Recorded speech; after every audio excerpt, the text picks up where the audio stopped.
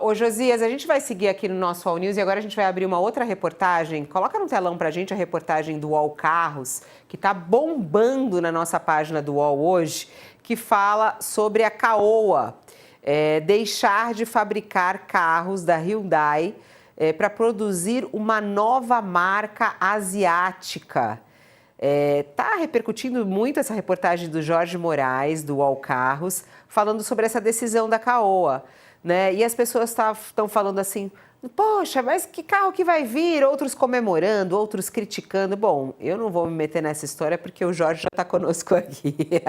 Não entendo muita coisa, entendo um pouquinho mais de bicicleta, Jorge. Mas eu queria ouvir você. O que significa essa decisão da Caoa? Isso é bom ou é ruim para o mercado de carros brasileiro? Acho que é bom, viu, Fabiola? Boa tarde para Boa você, para o tarde. Josias, para todo mundo que eu estou acompanhando aqui.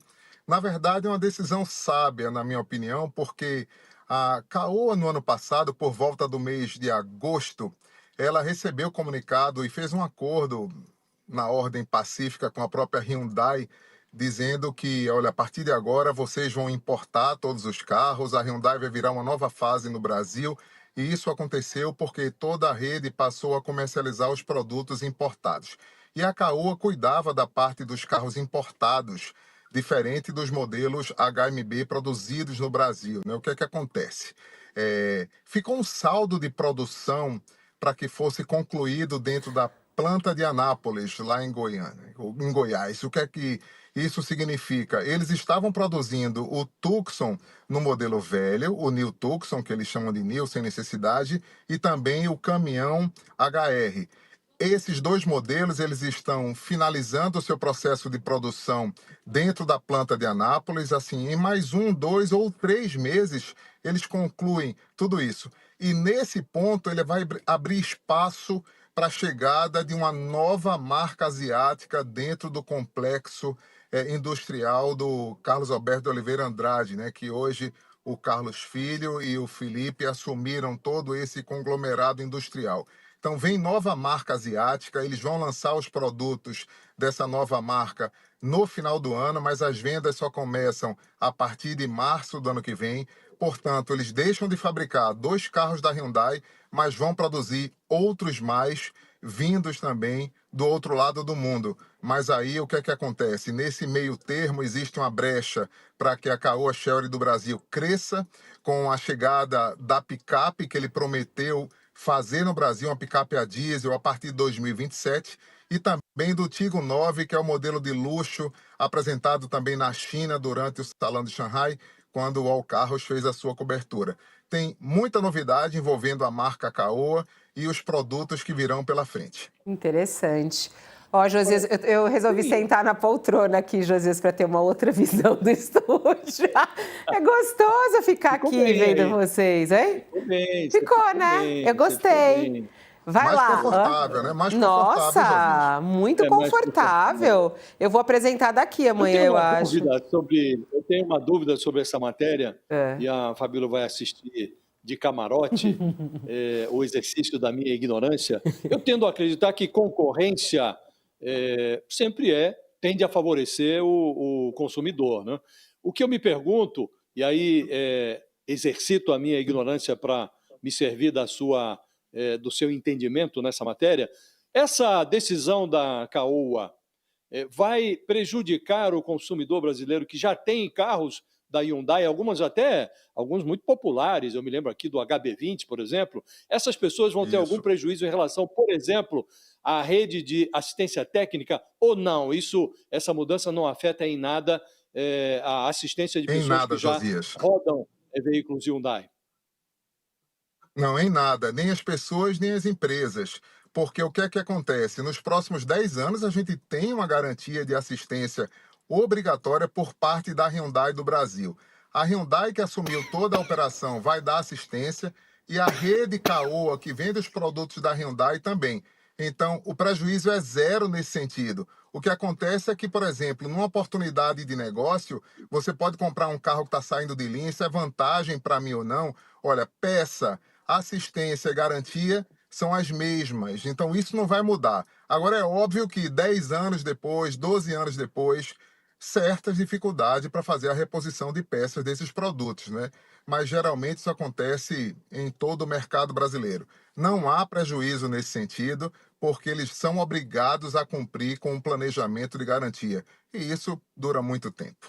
Ô Jorge, eu queria aproveitar a sua presença aqui para fazer uma outra pergunta para você, que tem a ver com o preço da gasolina. A gente deu essa notícia mais cedo, tá na nossa página para quem quiser também ter mais detalhes. Uma decisão numa reunião que teve a participação, inclusive, do presidente Lula, para aumentar o percentual de etanol na gasolina e também no diesel como uma forma de segurar o preço do combustível no nosso país. Segundo a decisão tomada hoje nessa reunião, que foi uma reunião do Conselho Nacional de Política Energética, vai aumentar a mistura obrigatória do etanol anidro na gasolina passa de 27% para 30% e do biodiesel no diesel de 14% para 15%. A expectativa é que o preço da gasolina caia 11 centavos com o impacto dessa mudança. Duas perguntas para você.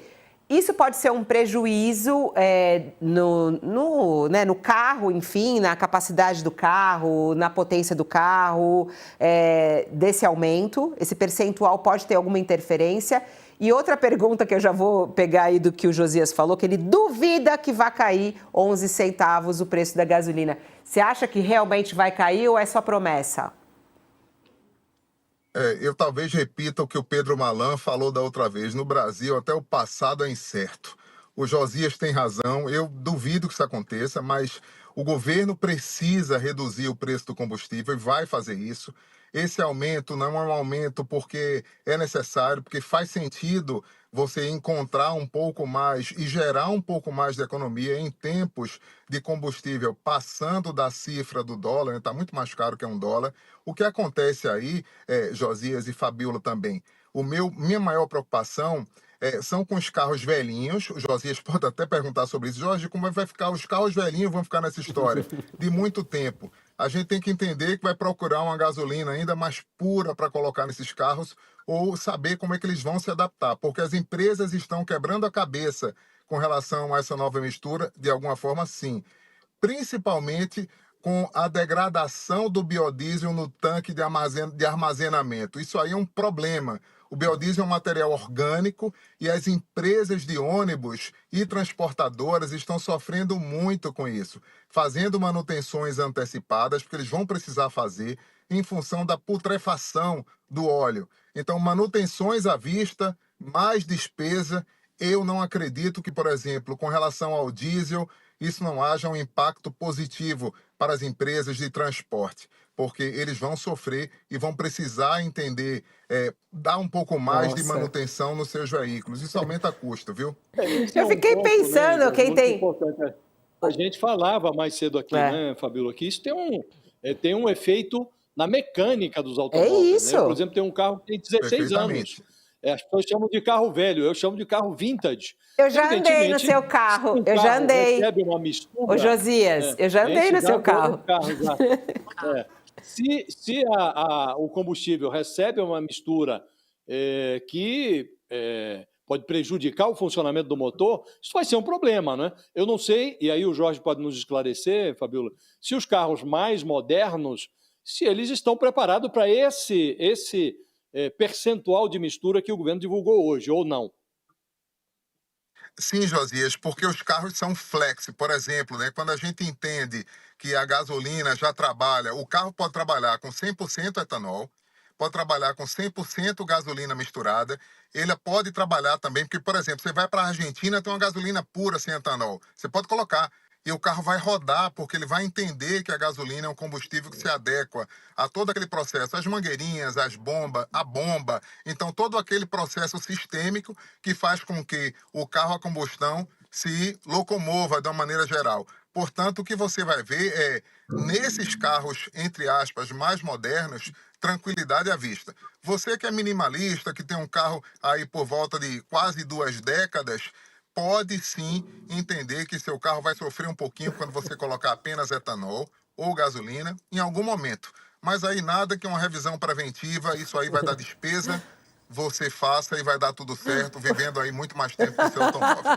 Ô, Josias, tem gente falando aqui, ó. O Ricardo fala o seguinte: Josias, teu carro vai pro saco. Aí tem gente aqui que diz: ó, vai estragar o carro, mas é com amor.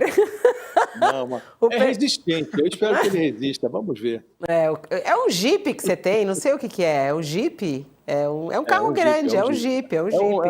É um SUV, é um SUV. É um Não é SUV. SUV. É um carro icônico, né? Certamente um carro icônico. Do Josias tem que ser um charme, né? Aliás, ô Jorge, Nem vou dizer, senão vou ser hostilizado aqui nas redes não sociais. diga, não Eu vou dizer diga. qual é a marca, viu, Não Fabiola? diga, não diga. Não vou Jorge, dizer. a gente adorou o seu cenário, porque o Jorge ele deve amar carros, né? Ele escreve sobre isso. E ele tá num carro agora. É chiquérrimo, adorei o cenário. Eu tô dentro de uma cabine de um carro para poder contextualizar da melhor maneira aqui pra gente. Por isso que eu tô por aqui. Um beijo, Jorge. Obrigada por você estar aqui. Adorei Beijão essa pra você. participação. Tchau, Josias, todo mundo.